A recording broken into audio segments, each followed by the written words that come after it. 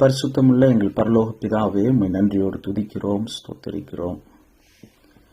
எங்களுடைய நினைவாய் இருந்து எங்களுக்காக மனஸ்தாபப்பட்டு எங்களுக்காகவே உம்முடைய குமாரனை தந்து எங்களுடைய ஆவிக்குரிய வளர்ச்சிக்காகவே உம்முடைய பரிசுத்த ஆவியானவரை தந்து மற்றெல்லாவற்றையும் எங்களுக்கு கூட்டி தருகிறவரே, நன்மையான ஈவுகளை எங்களுக்கு தருகிறவரே,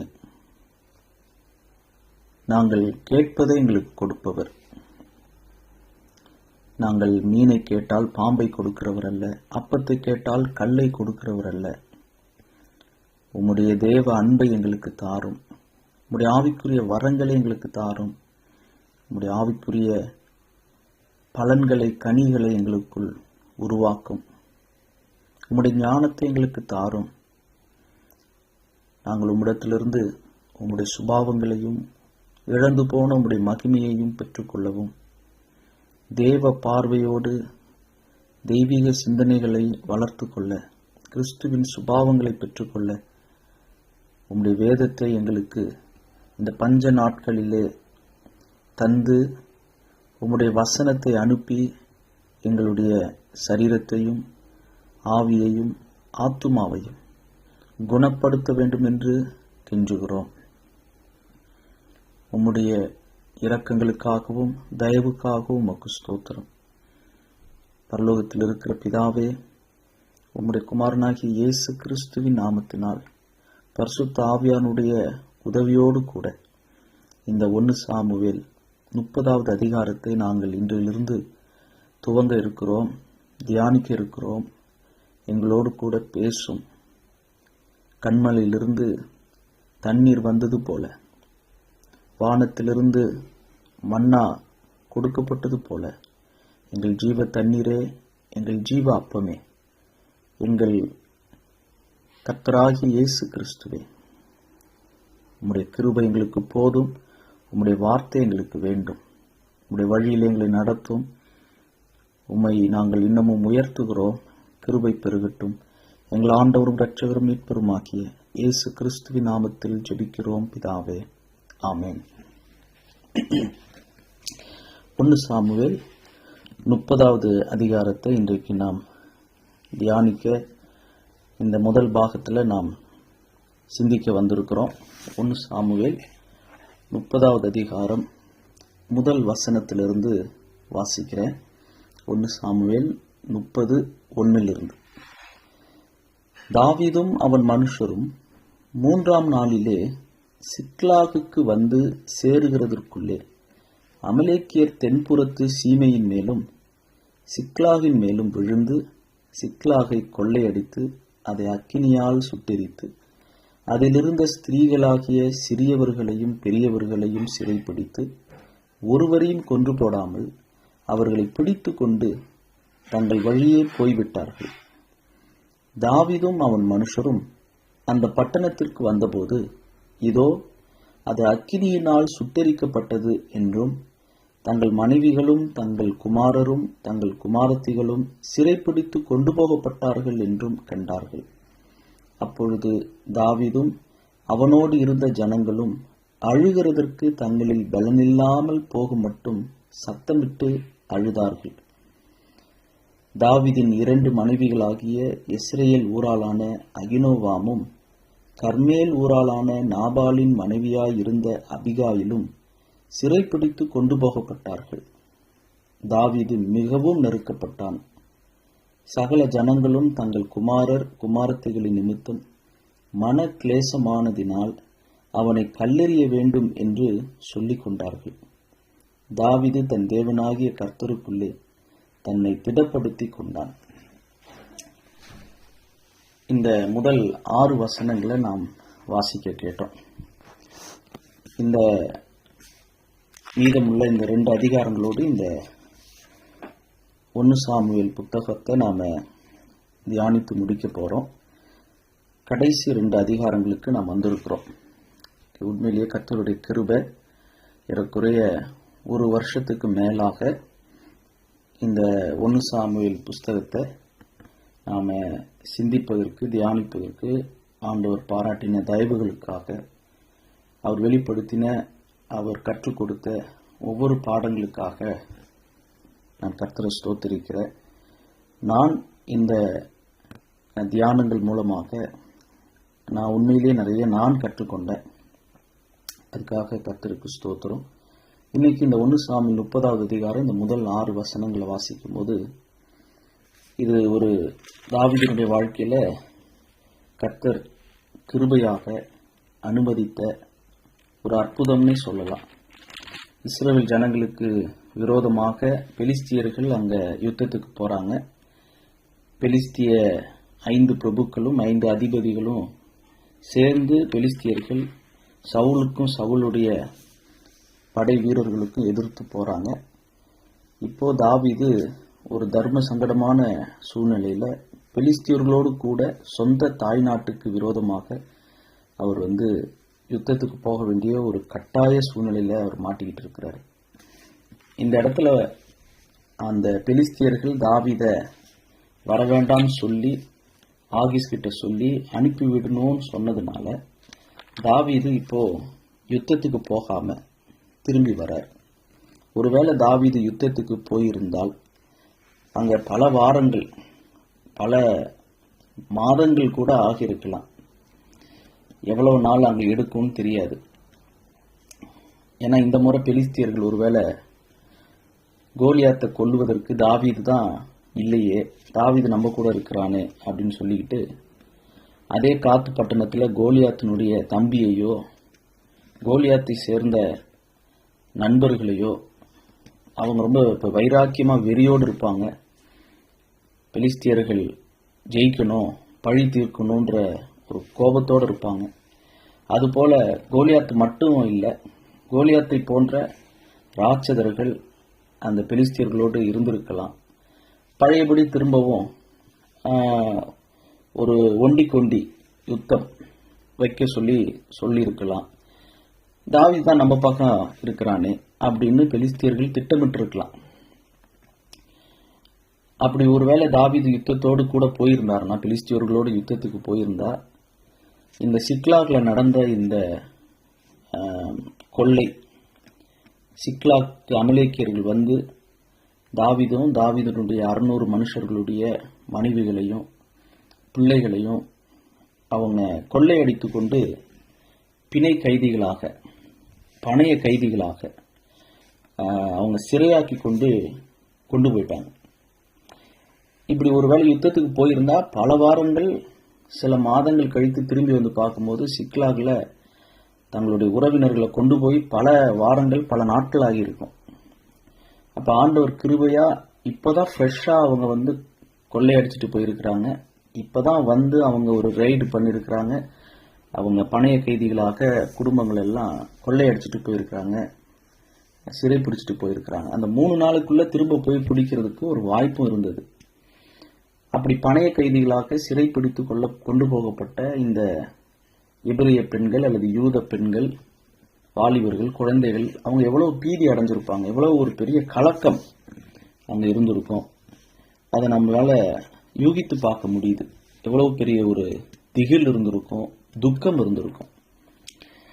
அந்த தாவீதுக்கும் தாவீதனுடைய 600 புருஷர்கள், 600 போர் வீரர்கள், படை வீரர்கள், இவங்களுக்கே அழுகிறதற்கு பலனில்லாமல் போக மட்டும் சத்தமிட்டு அழுதார்கள் அப்படின்னு 1 சாமுவேல் 30:4 வாசிக்கிறோம்னா, அவங்களுடைய மனைவிகள், அவங்களுடைய பெண் பிள்ளைகள், அவங்களுடைய வாலிபர்கள், குழந்தைகள் அவங்கெல்லாம் எந்த அளவுக்கு அழுதுருப்பாங்க, எந்த அளவுக்கு ஒரு உயிர் மேல ஒரு பயம் இருந்திருக்கும், அச்சம் இருந்திருக்கும். இதுவரைக்கும் எந்த ஒரு யுத்தத்துல தாவீதும் தாவீதனுடைய இந்த 600 மனிதர்களும் தோத்ததே இல்லை. they never lost a battle. ஆனா இதான் முதல் தோல்வி. தாவீதுக்கும் தாவீதனுடைய இந்த 600 பேருக்கும் முதல் தோல்வியை சந்திக்கிறாங்க. அதுவும் பெருத்த தோல்வி. அவங்களுடைய உடல்ல ஒரு காயமும் இல்லை, ஒரு ரத்தமும் இல்லை, உயிர் சேதம் படை வீரர்களுக்குள்ள இல்லை. ஆனா அவங்களுடைய உறவினர்கள், அவங்களுடைய பிள்ளைகள், குமாரர்கள், குமாரத்திகள், அவங்களுடைய பொருட்கள் எல்லாம், ஆடு மாடுகள் எல்லாத்தையும் கொண்டு போயிட்டாங்க. அதுல குறிப்பா 3 காரியங்கள் நடந்தது. ஒன்று, அவங்களுடைய எல்லாவற்றையும் கொள்ளையடித்தார்கள். முதல் வசனத்தில் வாசிக்கிறோம், 1 சாமுவேல் 30:1. தாவீதும் அவன் மனுஷரும் 3ஆம் நாளிலே சிக்லாகுக்கு வந்து சேருகிறதற்குள்ளே அமலேக்கியர் தென்புறத்து சீமையின் மேலும் சிக்லாகின் மேலும் விழுந்து சிக்லாகை கொள்ளையடித்து, முதல்ல கொள்ளையடிக்கிறாங்க. they took everything அல்லது confiscate பண்றாங்க, பிரெஞ்சில் சொல்றதா இருந்தா பறிமுதல் செய்யப்பட்டது அல்லது பறித்து கொண்டார்கள், பிடுங்கி கொண்டார்கள். they stole, திருடி கொண்டார்கள். ரெண்டாவது என்ன நடந்ததுன்னா, சிக்லாக் என்கிற தாவீதுக்கு கொடுக்கப்பட்ட அந்த பெலிஸ்திய நாட்டை சேர்ந்த சிக்லாக இருந்தாலும் இப்போ அது தாவீதுக்குன்னு கொடுக்கப்பட்டிருக்கு. யூதாவை சேர்ந்த ஒரு பட்டணமாக பின்னாட்களில் அது மாறிடுச்சு. அந்த தாவீதினுடைய வாழ்கிற அந்த பகுதியை அக்கினியினால சுட்டெரித்தார்கள். அது அவங்களுடைய ஒரு பெரிய ஒரு வெஞ்சன்ஸ் பிரெஞ்சில் சொல்லலாம், அவங்களுடைய பழிவாங்குதல். தாவீது வாழ்ந்த ஊரை எரிச்சிட்டாங்க.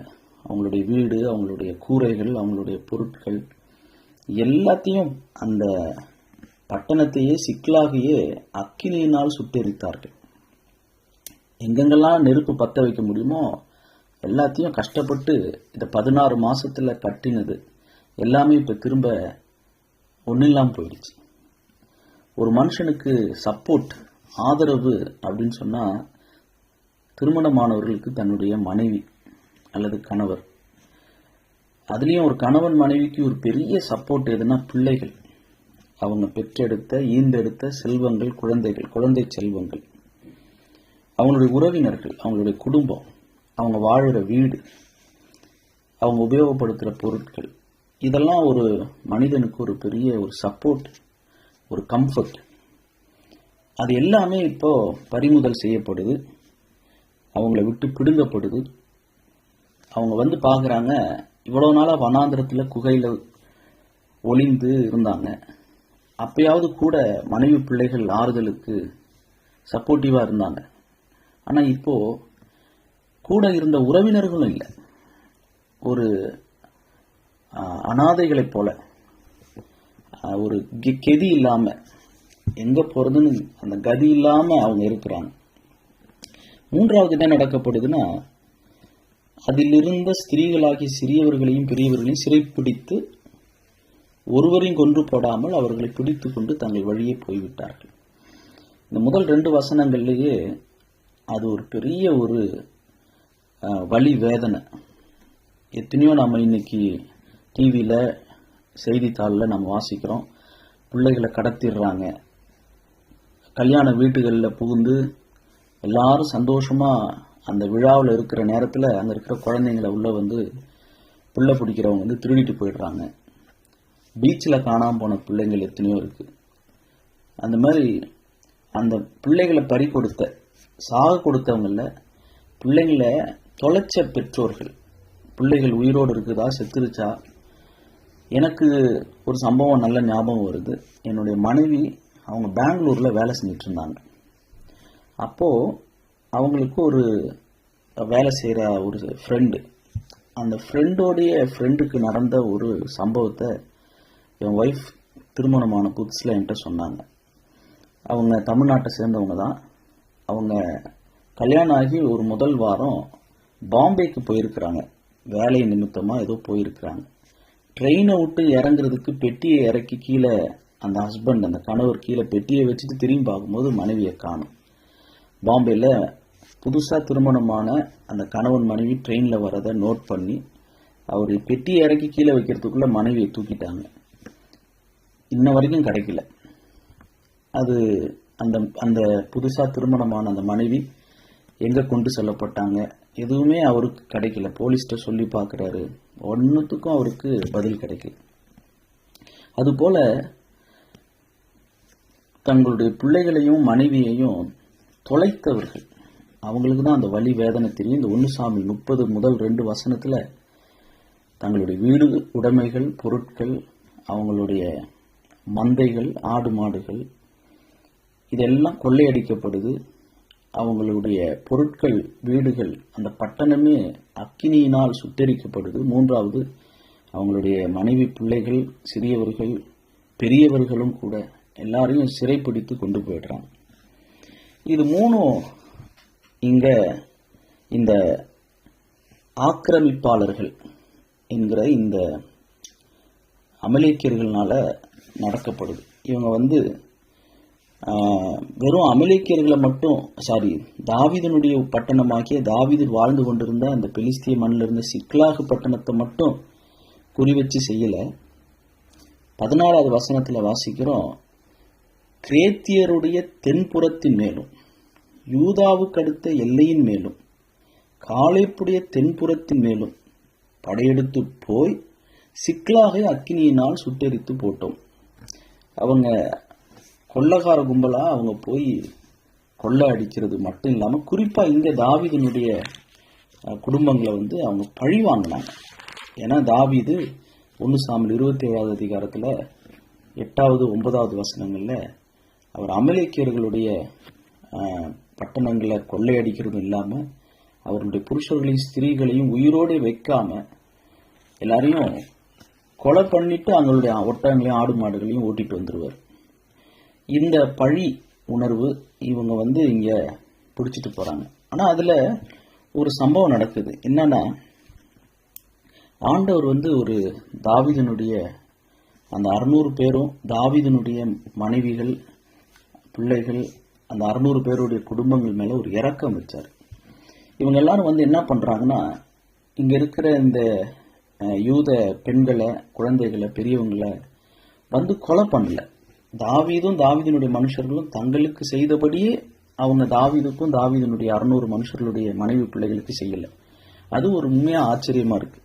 அவங்க என்ன முடிவு எடுத்தாங்க, இவங்களெல்லாம் நம்ம வித்தா நமக்கு நல்ல பணம் கிடைக்கும், பொருள் கிடைக்கும், ஒவ்வொருத்தவங்களையும் ஒவ்வொரு ரேட்டுக்கு நம்ம வித்துடலாம், இவங்களை நம்ம பழி தீர்த்து வெறும் கொன்று போட்டுட்டு போனா நமக்கு நஷ்டம், தாவீதுக்கும் நஷ்டம் நமக்கும் நஷ்டம். ஆனா தாவீதுக்கு மட்டும் நஷ்டம் வரணும், நமக்கு இவங்களால லாபமும் வரணும்.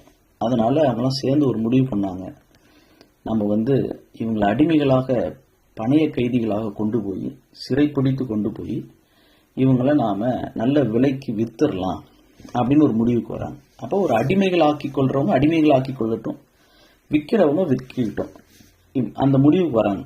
அதனால அவங்க என்ன பண்றாங்கன்னா, அவங்க கிட்ட ஏற்கனவே இருந்த பழைய அடிமைகள், ரொம்ப நாளா உதவாத அடிமைகள், அவங்களெல்லாம் அவங்க அப்படியே அந்த இடத்துல விட்டுட்டு போயிட்டாங்க.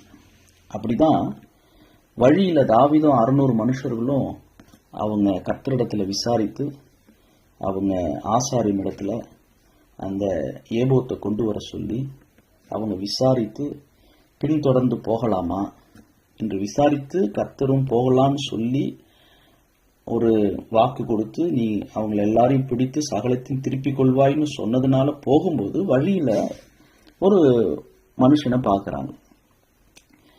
11வது வசனம், ஒரு எகிப்தியனை வெளியில் அவர்கள் கண்டு அவனை தாவீதினிடத்தில் கொண்டு வந்து புசிக்க அவனுக்கு அப்பமும் குடிக்க தண்ணீரும் கொடுத்து அத்திப்பழ அடையின் ஒரு துண்டையும் வற்றலான 2 திராட்சைப்பழ குலைகளையும் அவனுக்கு கொடுத்தார்கள். அதை அவன் சாப்பிட்ட பின்பு அவனுடைய உயிர் திரும்ப அவனுக்குள் வந்தது. அவன் ராப்பகல் 3 நாளாய் அப்பம் சாப்பிடாமலும் தண்ணீர் குடியாமலும் இருந்தான். தாவீது அவனை நோக்கி, நீ யாருடையவன், எவ்விடத்தான் என்று கேட்டதற்கு அவன், நான் ஒரு அமலேக்கியனுடைய வேலைக்காரனாகிய எகிப்து தேசத்து பிள்ளையாண்டான். 3 நாளுக்கு முன் நான் வியாதிப்பட்ட போது என் எஜமான் என்னை கைவிட்டான். அந்த வாலிபனாகிய எகிப்தியன் சொல்ற வார்த்தையில தான் நாங்க எங்கெங்கெல்லாம் போய் கொள்ளையடித்தோம், சிக்லாக எப்படி அக்கினினால சுட்டெரித்து போட்டோம், இதெல்லாம் அந்த எகிப்திய வாலிபன் அல்லது அமலேக்கியனுடைய அடிமையான ஒரு எகிப்திய வாலிபன் சொல்றான். இப்ப இந்த வாலிபன் 3 நாளா கைவிடப்பட்ட நிலையில அப்படியே விட்டு விட்டு போயிட்டான். அந்த அமலேக்கிய அந்த இவனுடைய எஜமான். ஏன்னா வியாதிப்பட்ட போது, அப்ப யாரெல்லாம் வியாதிப்பட்டாங்க, யாரெல்லாம் பலவீனமா இருக்கிறாங்க, அவங்களெல்லாம் விட்டுட்டு இவங்களெல்லாம் இந்த யூத குடும்பங்களை இவங்களை கொண்டு போயிடலாம், இவங்க நமக்கு சுமையானவங்க அப்படின்னு விட்டுட்டு போனாங்க. அதுல ஒரு எகிப்திய அடிமை வாலிபன் தாவீது கையில கிடைச்சதுனால அவனை வைத்துதான் அவங்களுடைய இடத்த வழிய கண்டுபிடிச்சு கொண்டு போய் அந்த பையன் மூலமாக அந்த இடத்துக்கு இந்த 600 பேரும் போய் பின்னால் அவங்க எல்லாரையும் குடும்பங்கள் எல்லாம் காப்பாற்றுறாங்க. ஆனால் இந்த 6 வசனங்களில் நாம் இன்றைக்கு தியானிக்க போகிற காரியம் என்னன்னா, குடும்பங்கள் பணைய கைதிகளாவது ஏன்? தாவீதினுடைய குடும்பமும் தாவீதோடு கூட இருந்த 600 மனிதர்களுடைய குடும்பங்களும் சிறையாக்கப்பட்டு அடிமைகளாக்கப்பட்டு பணைய கைதிகளாக பிடிப்பட்டு கொண்டு போகப்படுற நிலைமைக்கு குடும்பங்கள் இன்னைக்கு சிறை பிடிக்கப்படுவதற்கு, பணைய கைதிகளாவதற்கு காரணங்கள் என்ன? இதை நாம புதிய ஏற்பாட்டு வெளிச்சத்தில் நாம தியானிக்க போறோம். நான் புரிந்து கொண்டதை இதை சில நாட்களாக நான் தியானித்து வேதத்தை ஆராய்ந்து வசனங்களை ஆயத்தப்படுத்தி கர்த்தருடைய பலத்தினால இந்த ஆராயும் போது எனக்கும் நிறைய பாடம் கற்றுக்கிட்டேன் நான். ஏன்னா எனக்கு திருமணமாகி 13 வருஷம்தான் ஆகுது. எனக்கு வயசு 39. எனக்கும் உறவினர்கள், குடும்பங்கள் இருக்கிறாங்க, நண்பர்கள் இருக்கிறாங்க. நானும் ஒரு சராசரி ஒரு மனிதன். அப்போ எல்லாருமே எல்லா இடத்துலையும் என்ன புகழ்ந்துக்கிட்டு அன்பு காட்டிக்கிட்டு பாராட்டிக்கிட்டு இருக்கிறது இல்லை. முக்காவாசி பேர், காவாசி பேர் தான் ஒரு 4ல் 1 பங்கு 2 பங்கு கூட இல்லை, 4ல் ஒரு பங்கு தான் என் மேலே அன்பா, என் மேலே மரியாதையா அன்பு காட்டுறாங்க. 4ல் 3 பங்கு எங்கே பார்த்தாலும் எதிர்ப்பு, அசட்டை பண்ணப்படுதல், கூட இருக்கிறவங்களே, நேசிக்க வேண்டியவர்களே, வயதில் சின்னவங்க கூட எதிர்த்து பேசுறது, அவமதிக்கிறது, குற்றம் கண்டுபிடிக்கிறது, குறை சொல்றது.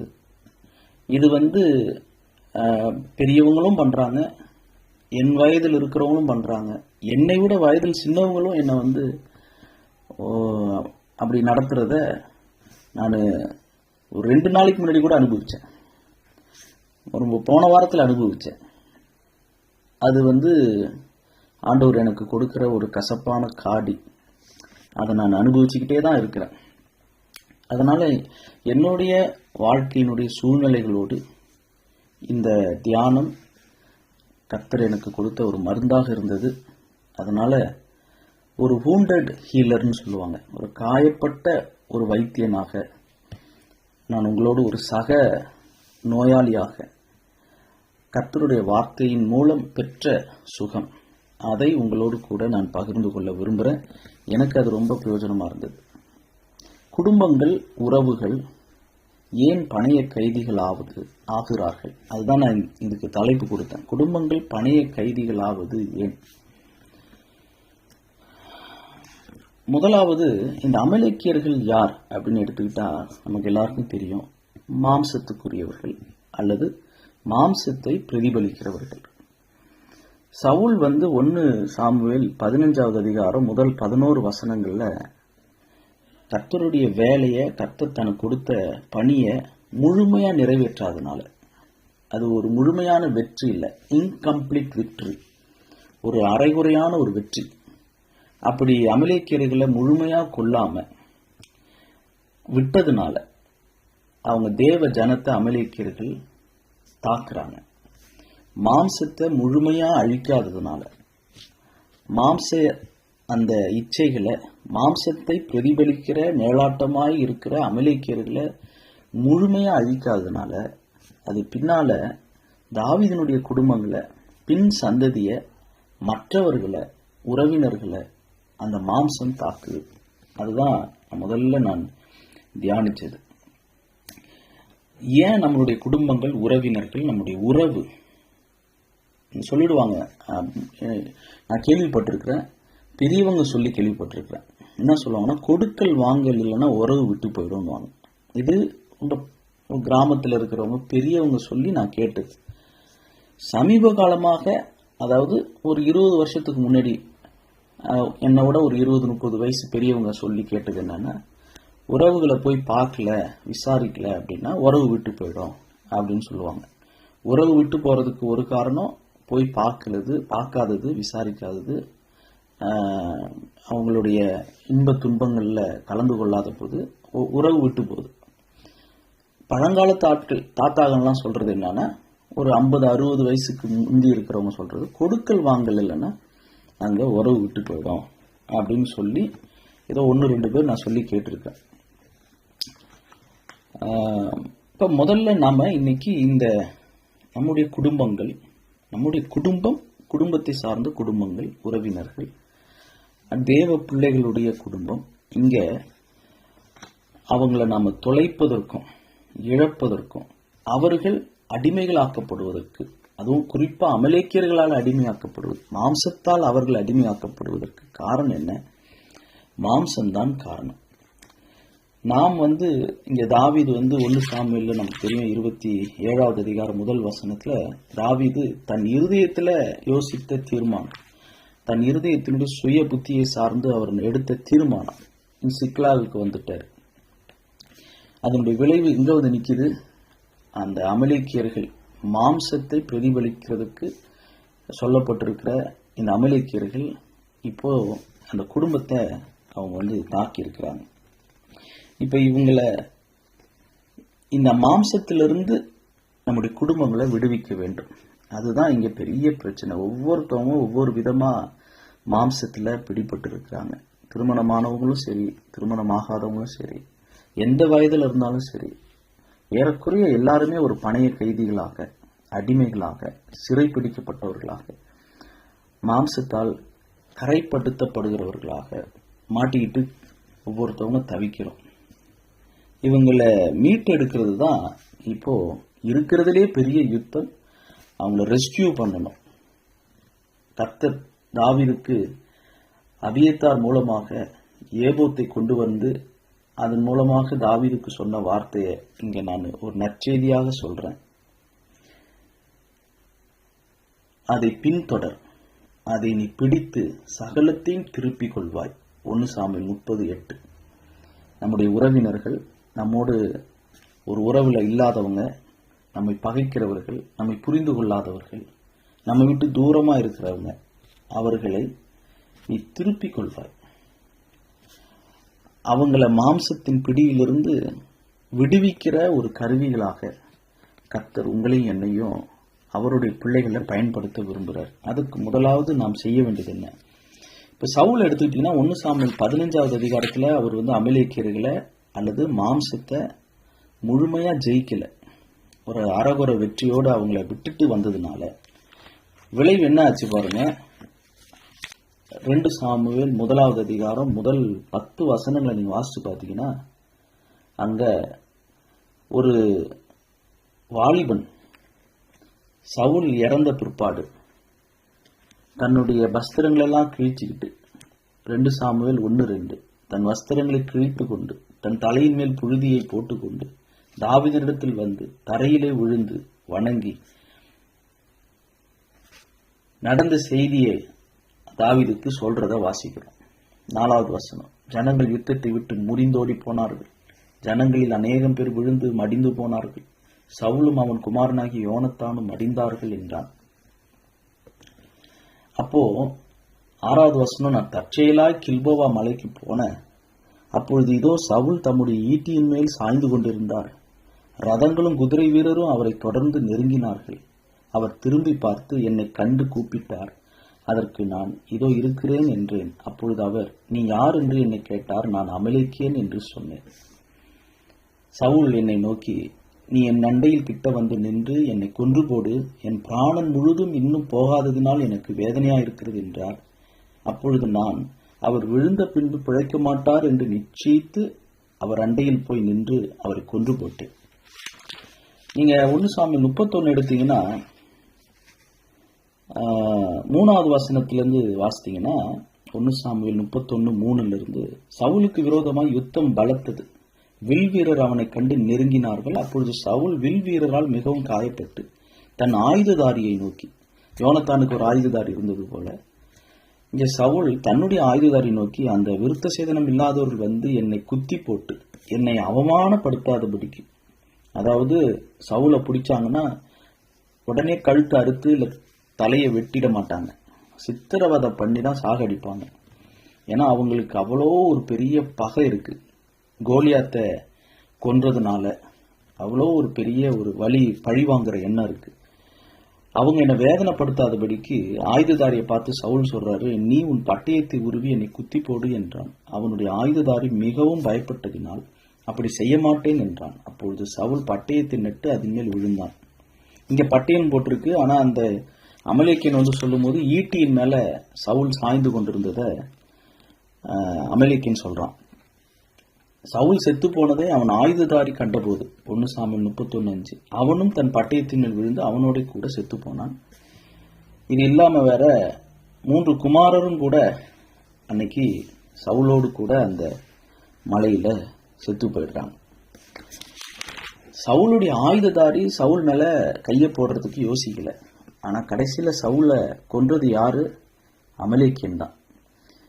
சரியா மாம்சத்தை கொல்லாதவர்கள் கடைசியில் மாம்சத்தாலேயே மடிந்து போவார்கள். இதுதான் சவுல்கிட்ட இருந்து நாம் கற்றுக்கொள்கிற ஒரு வரி சரித்திரம். சவுல் அழகா இருந்தார், சரீரத்துல உயரமா இருந்தார், வாட்ட சாட்டமா இருந்தார், அழகான ஒரு மனிதன், ஒரு குறையும் இல்லை. கர்த்தருடைய ஆவியானவர் பெற்று வேறு மனுஷனானார். யுத்தங்களை நடத்தினார், கர்த்தருடைய யுத்தங்களை. நல்ல வெற்றி கிடைத்தது, நல்ல மனித பாராட்டுகள் புகழ் கிடைச்சது, கர்த்தருடைய அங்கீகாரம் இருந்தது. ஆனா எப்போ அவர் கர்த்தருடைய வார்த்தைக்கு கீழ்ப்படியாம அரைகுறையாக கீழ்ப்படிந்தாரோ, குறிப்பா அமலேக்கியர்களை முழுமையா அழிக்கலையோ, அந்த அமலேக்கியர்கள் யாரை பிரதிபலிக்கிறாங்க? மாம்சத்தை முழுமையா அழிக்காத ஒரு நபர் கடைசியில் மாம்சத்தாலேயே அமலேக்கியனாலேயே அழிந்து போனார். இதுதான் சவுலுடைய வீழ்ச்சி. நாம் இங்க கத்துக்கிறது என்ன? நம்முடைய குடும்பங்கள், நம்முடைய பிள்ளைகள், நம்மை சார்ந்து இருக்கிற, நம்மை சப்போர்ட் பண்ற, நம்மை தாங்குகிற, உற்சாகப்படுத்துகிறவர்கள் மாம்சத்தால் கரைப்பட்டு, மாம்சத்தால் அடிமையாக்கப்பட்டு, பணைய கைதிகளாக அவங்க பிடிப்பட்டு இருக்கிறவங்களை நாம் விடுவிக்க வேண்டும் என்றால், நாம் மாம்சத்தை கொன்றால்தான், முழுமையாக ஜெயித்தால்தான் நாம மாம்சத்தால நாமளும் சாக மாட்டோம், அவங்க பிடிப்பட்டிருக்கிற அவங்களையும் விடுவிக்க முடியும். இது நம்ம முதலாவது கற்றுக்கொள்கிற பாடங்கள். 1 சாமுவேல் 30வது அதிகாரம் 3வது வசனத்துல தாவீதும் அவன் மனுஷரும் அந்த பட்டணத்திற்கு வந்தபோது, எப்போ வராங்க? முதல் வசனம், 3ஆம் நாளிலே சிக்லாவுக்கு சேர்ந்தார்கள். ஏறக்குறைய 25 மைல் ஒரு நாளைக்கு நடந்திருக்காங்க. 75 மைல் இருக்கு. அவங்க யுத்தத்துக்கு போன அந்த இடத்துக்கும் சிக்லாவுக்கும் 75 மைல், ஏறக்குறைய 120 கிலோமீட்டர். ஒரு நாளைக்கு 40 கிலோமீட்டர் நடந்திருக்காங்க. ஆயுதங்களோடு 600 போர் வீரர்கள், படை வீரர்கள் திரும்பி வராங்க. யுத்தத்துக்கும் போல திரும்பி வராங்க. அப்போ அவங்களுடைய ஆயுத உடைகளோடு சண்டைக்கு போகாம, அப்பாடா வீட்டுக்கு திரும்புறோம், விடுமுறை விட்ட மாதிரி திரும்பி சந்தோஷத்தோடு வராங்க. ஒரு நாளைக்கு 40 கிலோமீட்டர், 120 கிலோமீட்டர் 3 நாள்ல நடந்துடுறாங்க. அல்லது 25 மைல் ஒரு நாளைக்கு நடக்கிறாங்க. ராத்திரியில எங்கேயோ தங்குறாங்க, திரும்ப ஒரு 40 கிலோமீட்டர் நடக்கிறாங்க. ராத்திரி தங்குறாங்க, 3வது நாள் 40 கிலோமீட்டர். கிட்டக்க நெருங்கும் போது பார்த்தா அவங்களுடைய பட்டணம் அப்படியே மேல புகை போது எரியுது. வேக வேகமா நடந்து பாக்குறாங்க, ரத்தம் எதுவுமே அங்க சிந்தி இல்லை. பட்டணமே, ஊரே அமைதியா இருக்கு, யாரையும் இல்லை. ஆனா எங்கேயும் ரத்த கரையும் இல்லை. அதுலதான் அவங்க ஒரு முடிவு பண்றாங்க, இவங்க யாரையும் கொல்லல, எதிரி யார் தாக்குனாங்கன்னு தெரியல, குடும்பங்களும் அங்க பிள்ளைகளும் இல்லை, ரத்த கரையும் இல்லை. ஆனா எல்லாம் பத்திக்கிட்டு எரியுது. 3வது வசனம், தாவீதும் அவன் மனுஷரும் அந்த பட்டணத்திற்கு வந்தபோது, இதோ அது அக்கினியினால் சுத்தரிக்கப்பட்டது என்றும் தங்கள் மனைவிகளும் தங்கள் குமாரரும் தங்கள் குமாரத்திகளும் சிறைப்பிடித்து கொண்டு போகப்பட்டார்கள் என்றும் கண்டார்கள். அவங்க உறுதி செய்யறாங்க, இவங்க கொண்டு போக தான் பட்டிருக்கிறாங்க, சிறை கைதிகளாக கொண்டு போகப்பட்டிருக்கிறாங்க. ஏன்னா எங்கேயுமே ஒரு ரத்தமும் இல்லையே, எந்த ஒரு அடையாளமும் இல்லை. அப்பொழுது 4வது வசனம், தாவீதும் அவனோடு இருந்த ஜனங்களும் அழுகிறதற்கு தங்களில் பலன் இல்லாமல் போக மட்டும் சத்தமிட்டு அழுதார்கள். ரொம்ப அழுகுறாங்க, பயங்கரமா அழுகுறாங்க. முதலாவது, ஏன் குடும்பங்கள் இன்னைக்கு மாம்சத்துக்கு அடிமையாக்கப்படுறாங்க அப்படின்னா, முதலாவது சவுல் அரைகுறையாக செய்த வேலை நிமித்தம். அதாவது இன்றைய காலத்து தலைவன் தாவீது, முந்தைய காலத்து தலைவன் சவுல். நமக்கு முன்னால இருந்தவங்க, நம்முடைய பெற்றோர்களா இருக்கலாம், நம்ம வீட்டு பெரியவங்களா இருக்கலாம், தாத்தாவா இருக்கலாம், அவங்க செய்த அறகுறையான வேலையினால இன்னைக்கு அந்த சந்ததி, அந்த குடும்பம் அவங்கள இந்த மாம்சம் என்கிற இந்த அமலேக்கியர்கள் தாக்குவதற்கு அவங்க சரியா அவங்களுடைய கடமைகளை சரியா செய்யல. ரெண்டாவது, சில பேர் என்ன நினைக்கிறாங்கன்னா, தாவீது பெலிஸ்தியர்களோடு கூட்டணி அமைத்து கர்த்தருடைய ஜனத்துக்கு விரோதமாக யுத்தத்துக்கு போனதுனால தான் தன்னுடைய சொந்த குடும்பத்துக்கு கேடு வந்தது அப்படின்றது அது ஒரு கருத்து. அதை ஏற்றுக்கொள்ளணும்னு கட்டாயம் கிடையாது. சில பேருடைய கருத்து என்னவா இருக்குன்னா, தாவீது 1 சாமுவேல் 29 ஆகீசோடு கூட சவுலுக்கு எதிர்த்து, தேவ ஜனத்துக்கு எதிர்த்து போயிருக்க கூடாது. போனதுனால தன்னுடைய வீட்டின் மேல, தன்னுடைய குடும்பத்தின் மேல ஒரு வாதை வந்தது. வாதை உன் கூடாரத்தை அணுகாது அப்படின்னா அந்த வாதை வந்தது.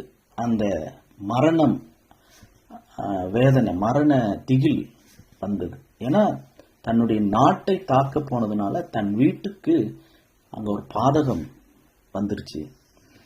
இதுவும் அதுவும் ஏறக்குறைய ஒண்ணுதான். உன் வீட்டுக்கு ஒரு ஆபத்து வந்தா எப்படி பதறுவியோ அப்படி கர்த்தருடைய வீட்டை தாக்காத. இது ஒரு ஏற்றுக்கொள்ளக்கூடிய ஒரு கருத்து தான். ஆனா இதுதான் சரியா சொல்ல முடியாது. மூன்றாவது, இது கர்த்தருடைய ஒரு அனுமதி அப்படியும் சில வேத வல்லுநர்கள் நினைக்கிறாங்க. இது கர்த்தருடைய ஒரு பெர்மிஷன், பெர்ஃபெக்ட் டைம். அதாவது சரியான நேரத்தில் கர்த்தர் இந்த அமலேக்கியர்கள் வந்து சிக்லாகில் பட்டணத்தை எரிச்சு இவங்களெல்லாம் பிணை கைதிகளாக சிறைப்பிடித்து கொண்டு போகிறதுக்கு கர்த்தர் அனுமதித்திருக்கிறார். ஏன் அனுமதித்தார்னா, இந்த செயல் நடக்கலன்னா தாவீது திரும்ப வந்து சிக்லாகிலே தான் இருந்திருப்பார். சிக்லாக விட்டு வெளியே போயிருக்க மாட்டார், யூதாவுக்கு போயிருக்க மாட்டார், இஸ்ரவேல் மண்ணுக்குள்ள போயிருக்க மாட்டார். சவுலுக்கு பயந்துகிட்டு பெலிஸ்தியர்களுக்கு அடிமையாக ஒரு ரெட்டை வேடம் போட்டுக்கிட்டு ரகசிய யுத்தங்களை நடத்திக்கிட்டு அடுத்த முறை திரும்பவும் இஸ்ரவேலுக்கு விரோதமாக பெலிஸ்தியர்கள் படையெடுத்து போனாங்கன்னா திரும்பவும் போயிருப்பார். கூப்பிட்டாங்கன்னா போயிருப்பார், கூப்பிடலன்னா அங்க விரட்டி அடிக்கப்பட்டிருப்பார். இது வந்து ஒரு விதமான ஒரு விரட்டி அடிக்கப்பட்டது தான். திரும்பி போன்னு சொல்லிட்டாங்க. இப்படியே எவ்வளவு நாளைக்கு இருப்பாரு? இவராகவும் போக மாட்டாரு, போனாலும் சவுல் விட மாட்டாரு. அப்ப இவர் இங்கிருந்து கலப்புவதற்காக, அனுப்புவதற்காக சிக்லாகிலிருந்து பெலிஸ்திய மண்ணிலிருந்து தாவீது வெளியே போகணும், குறிப்பா இஸ்ரவேல் தேசத்துக்குள்ள போகணும் என்பதற்காக கர்த்தர் இந்த சிறை பிடிக்கப்படுவதற்கு, பணைய கைதிகளாக கொண்டு போகப்படுவதற்கு கர்த்தர் அனுமதித்திருக்கிறார். ஏன்னா தாவீது சிக்லாக விட்டு வெளியே ஏறுவதற்கு அவரை உற்சாகப்படுத்துவதற்காக. இன்னொரு கருத்து என்ன சொல்றாங்கன்னா, தாவீது தன்னுடைய சுய புத்தியை சார்ந்து சுயத்தால் ஆளப்பட்டு ஒரு சொந்த முடிவு எடுத்ததுனால, கலந்து ஆலோசிக்காம, ஆலோசனைக்காரர்களை வைத்துக் கொள்ளாம தானாக ஒரு முடிவு எடுத்ததுனால, தன்னுடைய இருதயத்தில் யோசித்த செயல்னால ஒரு முடிவு எடுத்ததுனால இன்னைக்கு அந்த சுய முடிவு, அதுவும் ஒரு மாம்சத்தினால் வருகிற ஒரு பயம், கலக்கம், அதனால் எடுத்த முடிவு கடைசியா தன்னுடைய பிள்ளைகளுக்கு, குடும்பத்துக்கே ஒரு கலக்கமும் பயமாக வந்து நேர்ந்துருச்சு. இப்படி இந்த காரணங்களாலதான் உறவுகள், குடும்பங்கள், பிள்ளைகள் மாம்சத்துக்கு அடிமையாகிறாங்க. அப்படி இந்த மாம்சத்திலிருந்து இந்த பிள்ளைகள் பாதுகாக்கப்படணும், குடும்பங்கள் பாதுகாக்கப்படணும்னா நாம் என்ன செய்யணும்? அதை மட்டும் இன்னைக்கு நம்ம கொஞ்சம் தொடுவோம். கர்த்தர் சித்தமான அடுத்த கூட்டத்தில் நாம் இதை தொடரலாம். சங்கீதம் 128வது அதிகாரம் முதல் 3வது, 5வது, 6வது வசனங்களை வாசிக்கிறேன். 3, 4, 5, 6. சங்கீதம் 128.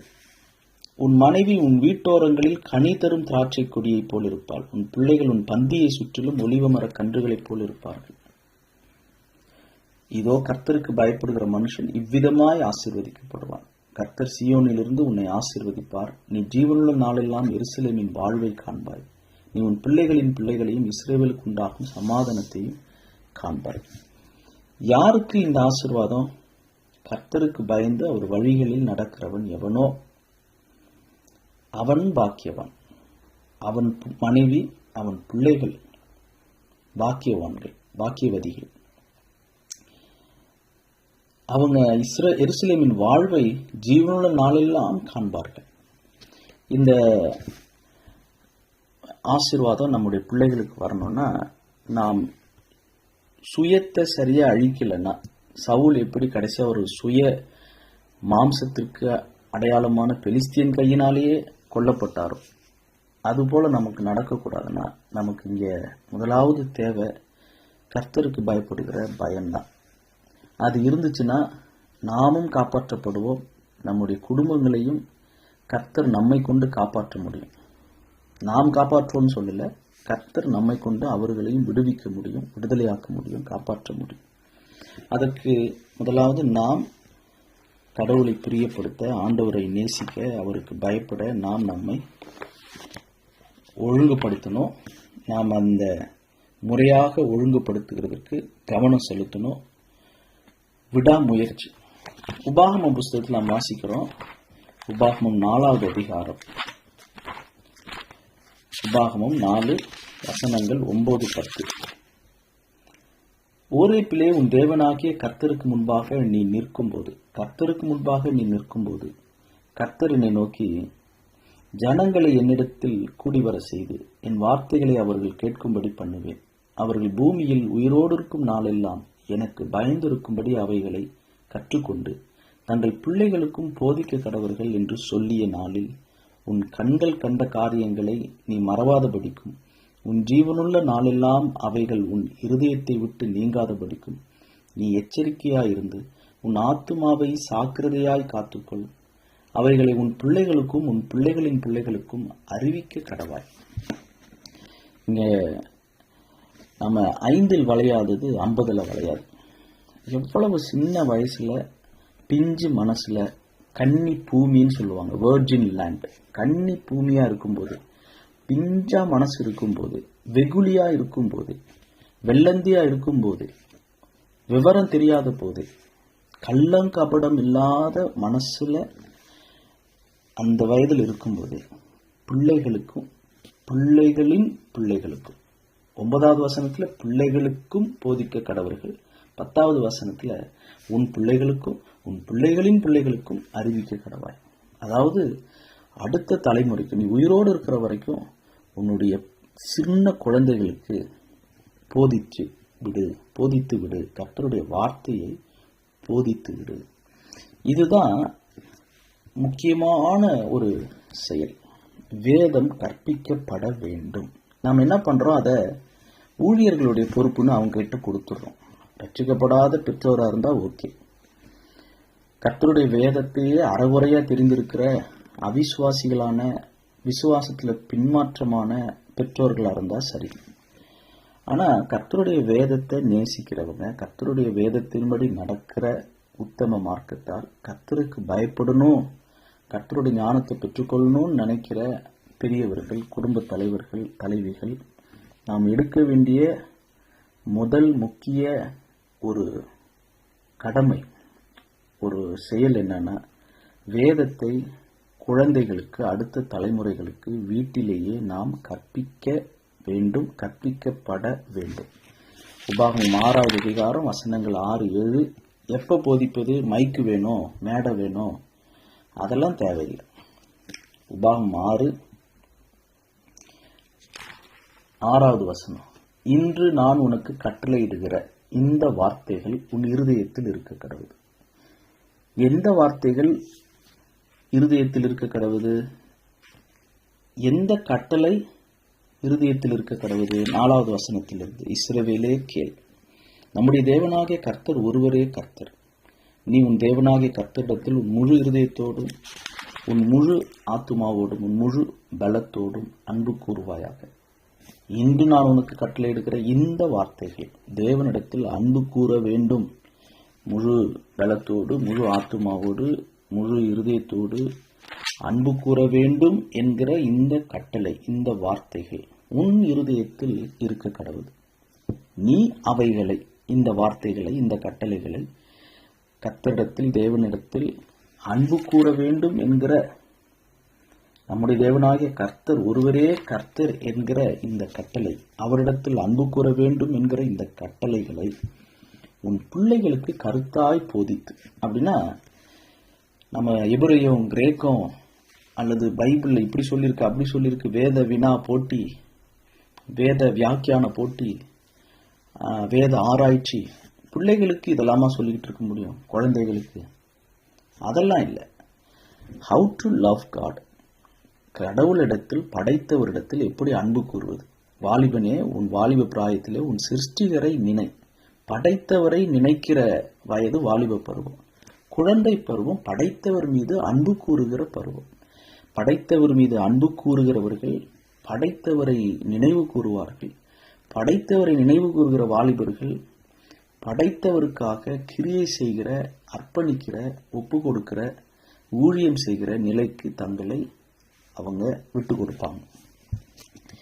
சின்ன சிம்பிளான எளிமையானதை சொல்லி கொடுக்கணும். என்ன, எப்படி ஆண்டவராகிய இயேசு கிறிஸ்துவினிடத்தில் அன்பு கூறணும், ஏன் அன்பு கூறணும், அவர் முந்தி நம்மிடத்தில் அன்பு கூர்ந்தார், எப்படி அன்பு கூர்ந்தார், சிலுவையில் அவர் பட்ட பாடுகள், அவருடைய தியாகம், அவர் அடைந்த அந்த மரணம், எதற்காக மரித்தார், நம்முடைய பாவங்களுக்காக சிலுவையில் மரித்தார், அவர் விசுவாசித்தால் மரித்தாலும் பிழைப்போம். இந்த தேவ அன்பை நாம ஒரு விவசாயத்துல எப்படி அதை தண்ணி ஊற்றி அந்த விதையை விதைச்சி செய்யறது போல நாம ஒரு விவசாயம் செய்யணும். ஆவிக்குரிய விவசாயிகளாக தேவ அன்பை விதைக்க வேண்டும். விதைக்கப்பட்ட தேவ அன்புக்கு தண்ணீர் ஊற்ற வேண்டும். தேவனே விளையச் செய்வார். உன் பிள்ளைகளுக்கு கருத்தாய் போதித்து நீ உன் வீட்டில் உட்கார்ந்திருக்கிற போதும், வழியில் நடக்கிற போதும், படுத்து கொள்ளுகிற போதும், எழுந்திருக்கிற போதும் 24 மணி நேரமும் அவைகளை குறித்து பேசு. இதுதான் இங்கே நாம் முதலாவது செய்ய வேண்டிய, வேதத்தை நாம் கற்பிக்க வேண்டிய முறை. இதுக்கு நாம பைபிள் திறந்து வச்சு பேசுறது இல்லை. கர்த்தரிடத்துல பைபிள் திறந்து வச்சு பேசணும், பேசக்கூடாதுன்னு சொல்லல. ஆனால் குழந்தைகளுக்கு எளிமையான ஒரு மாரல் ஸ்டோரி, ஒரு தத்துவ கதைகள், அதுல சத்தியத்தை உள்ளடக்கிய சத்திய கதைகள், ட்ரூத் ஸ்டோரி, மாரல் ஸ்டோரி, இதன் மூலமா பெற்றோர்கள் தான் இந்த முயற்சியை எடுக்கணும். ஆபிரகாமை குறித்து கர்த்தர் சொன்னது என்ன? ஆதியாகமம் 18:19, கர்த்தர் ஆபிரகாமுக்கு சொன்னதை நிறைவேற்றும்படியாய் அவன் தன் பிள்ளைகளுக்கும் தனக்கு பின்வரும் தன் வீட்டாருக்கும் நீங்கள் நீதியையும் நியாயத்தையும் செய்து கர்த்தருடைய வழியை காத்து நடவுங்கள் என்று கட்டளையிடுவான் என்பதை அறிந்திருக்கிறேன் என்றார். ஆபிரகாம் அவருடைய பிள்ளைகளுக்கு எதை போதித்தார்? தேவ நீதியை, தேவ நியாயத்தை செய்வது எப்படி, அதை செய்து கர்த்தருடைய வழியை காத்து நடப்பது எப்படி என்கிறத கட்டளையிட்டார். அது ஒரு குடும்ப கட்டளை, அது ஒரு பரம்பரை கட்டளை. இதுதான் ஆபிரகாம் தன்னுடைய பிள்ளைகளுக்கு கர்த்தருடைய வழியை காண்பித்தார், கர்த்தருடைய நீதி நியாயத்தை காண்பித்தார். அதை செய்யவும் அதை காத்து நடக்கவும் ஆபிரகாம் தன் பிள்ளைகளுக்கு கற்றுக் கொடுத்தார். சங்கீதம் 78 ஆபிரகாமினுடைய பிள்ளைகள், ஆபிரகாமினுடைய சந்ததியார், அவங்க என்ன சொல்றாங்க பாருங்க. பிள்ளைகள் ஆபிரகாம் அப்படி சொல்லி கொடுத்ததுனால பிள்ளைகள் என்ன பாடுறாங்க பாருங்க. சங்கீதம் 78 வசனங்கள் 4 ஆசாப் உடைய சங்கீதம் 78 4-8. பின்வரும் சந்ததியான பிள்ளைகளுக்கு நாங்கள் அவைகளை மறைக்காமல் கர்த்தரின் துதிகளையும் அவருடைய பலத்தையும் அவர் செய்த அவருடைய அதிசயங்களையும் விவரிப்போம். இது ஆபிரகாமினுடைய சந்ததியில் பிறந்த பிள்ளைகள் சொல்றாங்க. பின்வரும் சந்ததியான பிள்ளைகளுக்கு நாங்கள் அவைகளை மறைக்காமல், கர்த்தரின் துதிகளையும் அவருடைய பலத்தையும் அவர் செய்த அவருடைய அதிசயங்களையும் விவரித்து சொல்வோம், டீட்டெயில்டா சொல்லுவோம், எக்ஸ்பிளைன் பண்ணுவோம். அவங்களுடைய கேள்விகளுக்கு நேரம் கொடுத்து நேரம் எடுத்து பதில் கொடுப்போம். தொந்தரவு பண்ணாத, அப்படி தூரமா போ அப்படி சொல்ல மாட்டோம். அவங்களுடைய கேள்விகளை நல்ல புத்திசாலித்தனமா கேள்வி கேட்கறான் அதை மட்டும் சொல்லிட்டு பதில கொடுக்காம சொல்லக்கூடாது. 5, அவர் யாக்கோபிலே சாட்சியை ஏற்படுத்தி இஸ்ரவேலிலே வேதத்தை ஸ்தாபித்து அவைகளை தங்கள் பிள்ளைகளுக்கு அறிவிக்கும்படி நம்முடைய பிதாக்களுக்கு கட்டளையிட்டார். இனி பிறக்கும் பிள்ளைகளாகிய பின் சந்ததியார் அதை அறிந்து கொண்டு அவர்கள் எழும்பி தங்கள் பிள்ளைகளுக்கு அவைகளை சொல்லும்படிக்கும் தேவன் மேல் அவர்கள் தங்கள் நம்பிக்கை வைத்து தேவனுடைய செயல்களை மறவாமல் அவர் கற்பனைகளை கை கொள்ளும்படிக்கும் இருதயத்தை செவ்வைப்படுத்தாமலும் தேவனை உறுதியாய் பற்றி கொள்ளாமலும் இருந்த முரட்டாட்டமும் கலகமும் உள்ள சந்ததியாகிய தங்கள் பிதாக்களுக்கு அவர்கள் ஒப்பாகாதபடிக்கும் இவைகளை கட்டளையிட்டார். அவங்க எப்படி இருக்கக்கூடாதா? இருதயத்தை செவ்வைப்படுத்தாத முன்னோர்கள், தேவனை உறுதியாய் பற்றி கொள்ளாமல் இருந்த முரட்டாட்டமும் கலகமும் உள்ள முன்னோர்கள் பிதாக்களுக்கு இனிமேல் பிறக்க போகிற பிள்ளைகள் ஒப்பாக கூடாது. முரட்டாட்டம், வீம்பு, கலகம், அதாவது ரெபல்லியஸா இருக்கக்கூடாது, எல்லாத்துக்கும் எதிர்த்து பேசக்கூடாது. இருதயத்தை செவ்வைப்படுத்தாம ட்ரெஸ்ஸ, முகத்தை, முடிய, சிகை அலங்காரம், நகை அலங்காரம் இதை மட்டும் பண்ணிக்கிட்டு நகத்தை பாலிஷ் பண்ணணும், இதுக்கெல்லாம் முக்கியத்துவம் கொடுத்துட்டு இருதயத்தை செவ்வைப்படுத்தாம தேவனை உறுதியாய் பற்றி கொள்ளாம நிச்சயம் ஆண்டவர் செய்வார். அந்த விசுவாச பாதை, அந்த பரிசுத்த அலங்கார பாதை, அந்த பணிவான கீழ்ப்படுகிற சாந்தமுள்ள சதையான ஒரு அடக்கமுள்ள ஒரு பாதை ஆணுக்கும் பெண்ணுக்கும் இதை கற்றுக் கொடுக்கணும். அதே நேரத்தில் 7வது வசனம், தேவன் மேல் அவர்கள் தங்கள் நம்பிக்கை வைக்கணும்.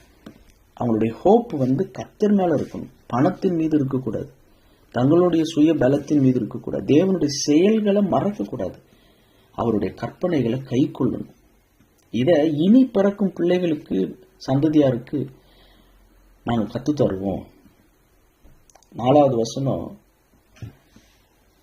கர்த்தரின் துதிய விவரித்து சொல்லுவோம். கர்த்தரின் துதிய கர்த்தர் யார், அவர் எவ்வளவு வல்லமையோடு, அவர் எவ்வளவு அன்புள்ளவர், அவருடைய இரக்கங்கள், அவர் செய்கிற அற்புதங்கள், அவருடைய சுபாவம், அவரை புகழ்வது எப்படி, அவருக்கு எப்படி நன்றி உணர்வோடு கிராட்டிடியூடா இருக்கணும், அவருடைய பலம்.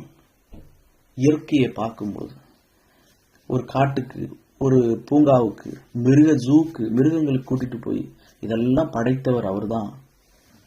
முடிஞ்ச அளவுக்கு சயின்ஸை பத்தி பேசி கர்த்தருடைய பலத்தையும் அவருடைய துதிகளையும் அவர் செய்த அவருடைய அதிசயங்கள், வெறும் சயின்டிபிக்கல் மாத்திரம் இல்லை, நம்முடைய குடும்பத்தில் எனக்கு லைசன்ஸ் எப்படி கிடைச்சது, எனக்கு வேலை எப்படி கிடைச்சது, எப்படி நீ பிறந்த, எப்படி வேலை கிடைச்சது, எப்படியெல்லாம் கஷ்டமான நேரத்தில் ஆண்டவர் நமக்கு சாப்பாடு கொடுத்தார், இதெல்லாம் விவரித்து விவரித்து விவரித்து எக்ஸ்பிளைன் பண்ணதான் என்ன செய்வோம். அப்போஸ்தலர் 16:33 நம்ம வாசிக்கிறபடி, கர்த்தராகிய இயேசு கிறிஸ்துவை முதலாவது அவருடைய துதியையும் அவருடைய பலத்தையும் அவருடைய அதிசயங்களையும் நீ விசுவாசி, அப்பொழுது நீயும் உன் வீட்டார் ரட்சிக்கப்படுவீர்கள். அப்போஸ்தலர் 16:33, அப்போஸ்தலர் 16வது அதிகாரம்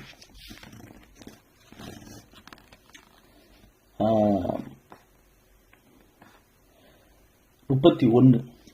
கர்த்தராகிய இயேசு கிறிஸ்துவை விசுவாசி, அப்பொழுது நீயும் உன் வீட்டாரும் ரட்சிக்கப்படுவீர்கள். விசுவாசி என்பது நான் இயேசுவை நம்புறேன், நான் ஒரு பாவி என்பதை ஒத்துக்கொள்றேன் அப்படி மட்டும் இல்லை, அவருடைய அதிசயங்களையும் பலத்தையும் துதியையும் அவர் செய்த செயல்களையும் தேவன் பேரில் நான் நம்பிக்கையா இருக்கணும் என்பதையும், முதலாவது நான் அவரிடத்துல உண்மையா அன்பு கூறணும் என்பதையும் நான் விசுவாசித்தால், நான் அன்பு கூர்ந்தால், நான் என்னை சேர்ந்த என் பிள்ளைகள் அடுத்த சந்ததியா இருக்கும். நான் இதை விவரித்து விளக்கமாக சொல்ல எப்போது இவைகளை குறித்து பேச ஆபிரகாம் தேவ நீதியையும் நியாயத்தையும் கர்த்தருடைய வழியையும் அதை செய்யணும், அதுல நடக்கணும், பழகணும் என்று கற்றுக் கொடுத்தது போல இதுதான் அமலேக்கியன் என்கிற மாம்சத்துல பிடிபட்டிருக்கிற, பிடிபட போகிற, பிடிபட வாய்ப்புள்ள எதிர்கால சந்ததிய, நிகழ்கால குடும்ப உறவுகளை பாதுகாப்பதற்கு, அவங்க பணைய கைதிகளாக மாம்சத்தால் பிடிபட்டு இருக்கிறவர்கள், பிடிபட போகிறவர்கள், பிடிபட வாய்ப்பு இருக்கிறவர்களை பாதுகாப்பதற்கு தாவீதும் தாவீதினுடைய 600 மனிதர்களும் எப்படி அவங்க பின்தொடர்ந்து போய் தங்களுடைய குடும்பங்களையும் தங்களுடைய உறவினர்களையும் சகலத்தையும் திருப்பிக் கொள்வாய் என்று கர்த்தர் வாக்கு பண்ணினாரோ அதுபோல நீங்களும் நானும் நம்முடைய வீட்டில் நம்முடைய வாலிப பிள்ளைகள், நம்முடைய சகோதரங்கள், நம்முடைய உறவினர்களை திருப்பிக் கொள்வதற்கு மாம்சத்தை அழிக்காவிட்டால் மாம்சத்தாலேயே மடிந்து அழிந்து போவோம். சவுலைப் போல மாம்சத்தை ஜெயிக்க, சுயத்தை ஜெயிக்க கர்த்தருக்கு பயந்து நடந்தால் மனைவி கனித்தரும் திராட்சை கொடியாக, பிள்ளைகள் பந்தியை சுற்றிலும் ஒலிவ மர கன்றுகளைப் போல நம்மை சுற்றி இருப்பதற்கு,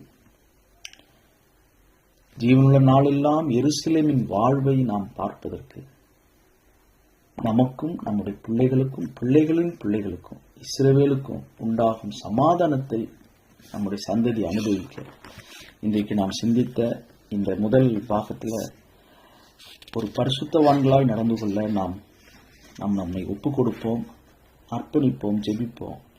நம்முடைய திகில், துக்கம், பயம் நீங்கி, வாதை நீங்கி சமாதானத்தை பெற்றுக்கொள்ள, நம்முடையவைகள் எல்லாம் பொருட்கள் இழந்தாலும் சுட்டெரிக்கப்பட்டாலும் ஆனால் நம்முடைய உறவினர்களை உறவை மீட்டுக் கொள்வதற்கு கர்த்தர் வல்லமை உடையவர். அதை இன்றைக்கும் அவருடைய கை குறுகி போகல. உங்களுடைய குடும்பத்திலும் என்னுடைய குடும்பத்திலும் நம்முடைய குடும்பங்களிலையும் கர்த்தர் செய்வாராக. ஜெபம் செய்யலாம். பரிசுத்தமுள்ள பிதாவே, வானத்துக்கும் பூமிக்கும் ஆண்டவரே, முழு குடும்பத்துக்கும் நாமக்காரரே, உம்முடைய நாமத்தில தான் எங்களுக்கு சுகம் உண்டு. நீர்தான் எங்களுடைய ஜீவனின் பலனானவர், எங்கள் ஜீவனின் பலனானவர். அதை நாங்கள் அறிக்கையிடுகிறோம், எங்களுடைய இருதயத்திலே விசுவாசிக்கிறோம், வாயிலே அறிக்கையிடுகிறோம். எங்கள் பிள்ளைகளையும் உறவுகளையும் உறவினர்களையும் பிடித்து வைத்திருக்கிற முரட்டாட்டமும் கலகமும் பண்ணுகிற, தேவன் மேல நம்பிக்கையும் தேவன் மேல அன்பும் இல்லாதவர்களாக மாற்றப்பட்டு போன உறவினர்களை, குடும்பங்களை, அன்றைய மாம்சத்துக்கு அடிமையானவர்களை மீட்டு எடுப்பதற்கு, அவர்களை விடுவிப்பதற்கு எங்களோடு கூட இன்றைக்கு நீர் பேசியிருக்கிறீர். நாங்கள் அமலேக்கியர்களை முறியடிப்பதற்கு, மாம்சத்தை ஜெயிப்பதற்கு, சவுல் அரைகுறையாக விட்டது போல தாவீது விடல. நாங்கள் எங்கள் பிள்ளைகளுக்கு, எங்கள் சந்ததிக்கு ஆசீர்வாதத்தை சேர்த்து வைக்க, நாங்கள் மாம்சத்தை ஜெயிக்க, மாம்சத்தை அழிக்க, சுயத்தை வெறுக்க, இந்த செய்தியை கேட்டுக்கொண்டிருக்கிற இக்காலத்து இந்த தலைமுறையின் மீது, தேவ பிள்ளைகளின் மீது ஞானம் உண்டாகட்டும், கர்த்தருக்கு பயப்படுகிற பயம் உண்டாகட்டும், அறிவு, தேவனுடைய அறிவு உண்டாகட்டும், மனக்கண்கள் பிரகாசமாகட்டும், விட்டு கொடுக்க, சகித்து கொள்ள, அந்த சாந்தமும் மனத்தாழ்மையையும் அணிந்து கொள்ள உதவி செய்யும். கிருபை பெருகட்டும். பிணை கைதிகளாக, பணைய கைதிகளாக மாம்சத்திற்கு பிடிப்பட்டிருக்கிறவர்களை விடுவிக்க இந்த யுத்தத்தை நடத்த கர்த்தர் எங்களுக்கு பலன் தருவீராக. குடும்பங்களை ஆசீர்வதியும். கணவன், மனைவி, பெற்றோர், பிள்ளைகள், சகோதரங்களை ஆசீர்வதியும்.